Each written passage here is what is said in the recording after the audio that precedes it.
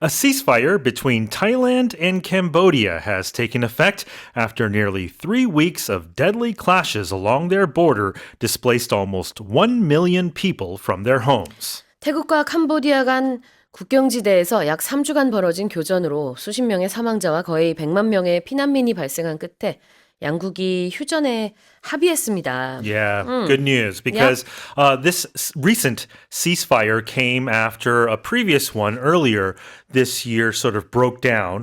There was a momentary ceasefire there, but a joint statement was released over the weekend where the defense ministers of the two countries agreed to freeze the front lines, the soldiers there, where they are currently. Number two, ban reinforcements, so additional troops in these regions. And number three, to allow civilians living in these areas to return as soon as possible because they have been displaced, nearly 1 million of them, as the headline suggests. And once this ceasefire, if it stays and sticks for 72 hours, 18 Cambodian soldiers held by Thailand since July will be released. 이 휴전 상태가 72시간 동안 지속이 될 경우 캄보디아의 군인 18명이 태국 측에서 이제 풀리게 되는군요. Yeah. 네, 지금 구금이 되어 있는 상태인데 붙잡혀 있는 상태겠죠.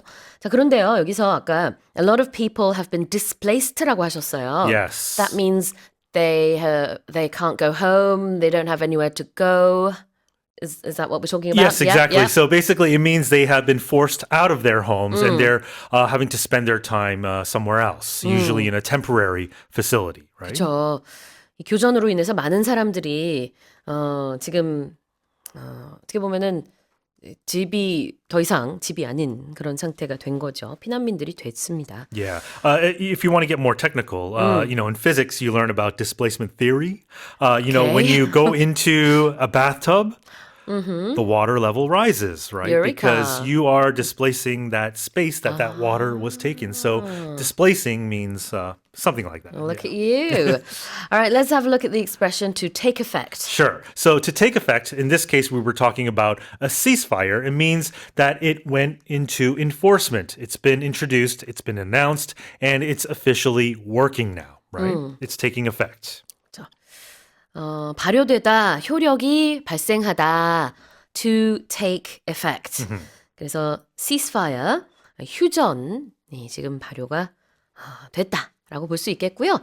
What are deadly clashes? Yes. So a clash would be any sort of confrontation, I would say, and oftentimes violent, especially in the news when we're talking about clashes. A minor clash would be a skirmish, is another word that you can use. But when we put deadly in front of it, that means there most likely were fatalities, especially in a news context. So deadly clashes meaning very violent confrontations resulting in death. 충돌, clashes. 그 앞에 deadly가 붙어서 치명적인 충돌이 되겠고요. 조금 더 약한 단어로 skirmish, skirmish, 역시 충돌이라는 뜻입니다. 다시 한번 읽어볼게요. A ceasefire between Thailand and Cambodia has taken effect after nearly 3 weeks of deadly clashes along their border displaced almost 1 million people from their homes. All right, let's move on to the next headline. A magnitude 7.0 earthquake jolted Taiwan's northeastern coast, shaking buildings and prompting the president to urge residents to stay vigilant amid concerns over further quakes, with no reports so far of major damage or casualties.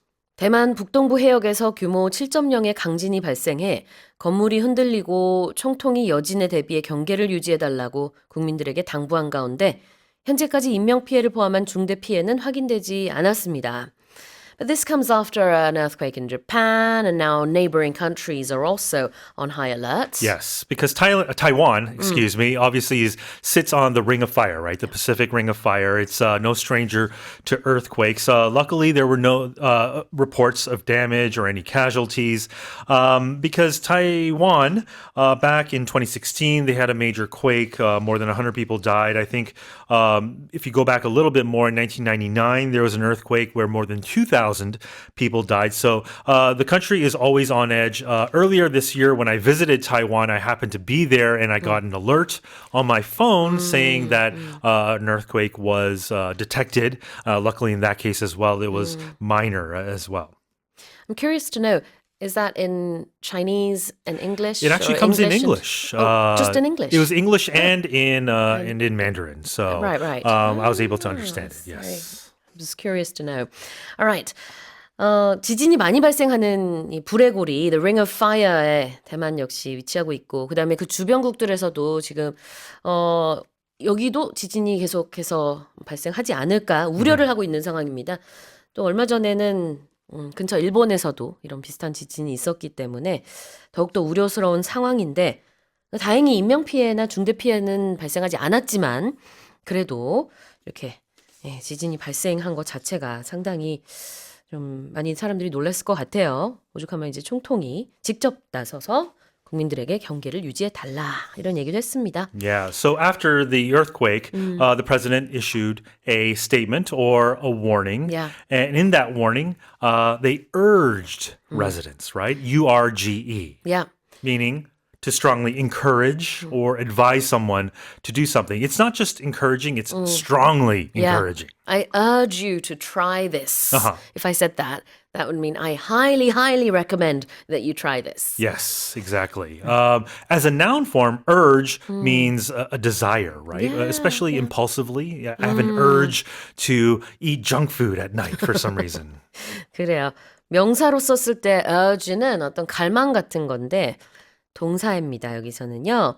그래서 urge someone to do something. 무언가 할 것을 강력하게 추천합니다. 권고합니다. 할 때 I urge you 이렇게 얘기하고요. 그다음에 staying vigilant 볼까요? Yeah, vigilant. V-I-G-I-L-A-N-T. Vigilance means, sort of the state of keeping careful watch for possible danger. So the president urging residents to stay vigilant means to be on alert for any aftershocks in this case, right? 경계를 늦추지 않다. To stay vigilant. How do you spell vigilant? V-I-G-I-L-A-N-T. All right.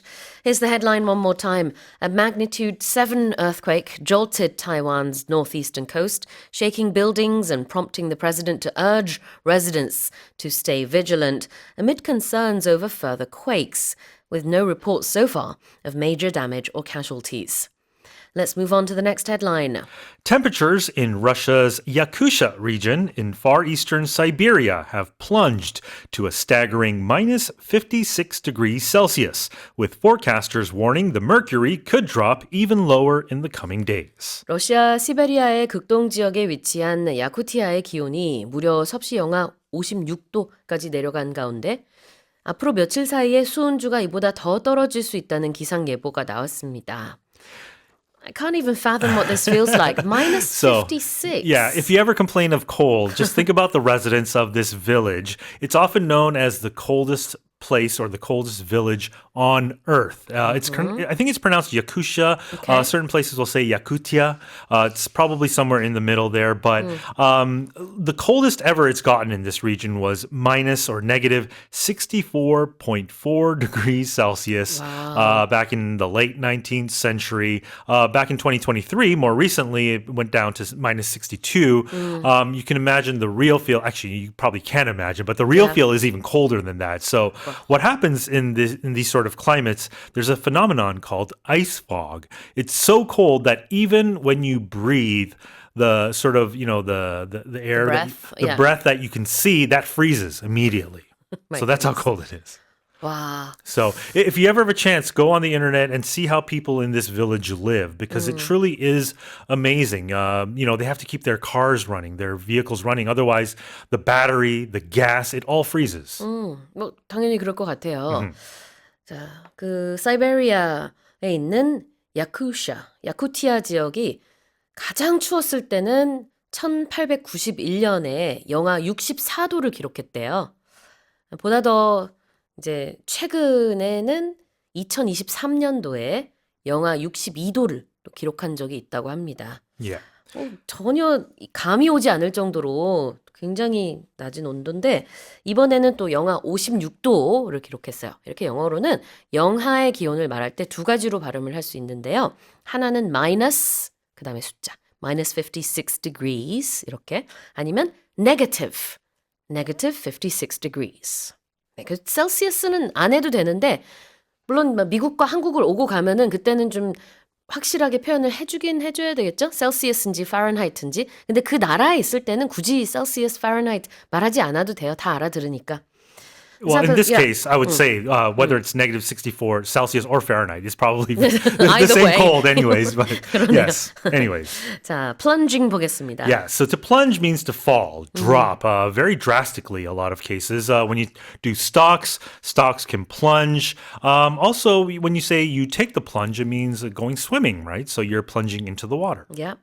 plunge는 뚝 떨어진다라는 의미가 있고요. take the plunge는 두 가지 뜻이 있어요. 하나는 말 그대로 수영장에 풍덩 들어가서 내가 잠깐 수영을 하고 올게, 발 담그고 올게 이런 의미도 있지만 어려운 것을 내가 도전한다라는 의미로도 씁니다. take the plunge.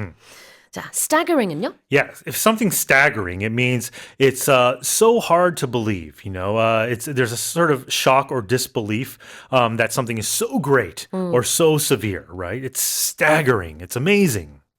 staggering은 굉장히 믿기 힘들다, 놀랍다 이런 뜻입니다. 자, 다시 읽어보겠습니다. Temperatures in Russia's Yakutia region in far eastern Siberia have plunged to a staggering minus 56 degrees Celsius, with forecasters warning the mercury could drop even lower in the coming days. Well, that's it for our headlines with Shane Harm.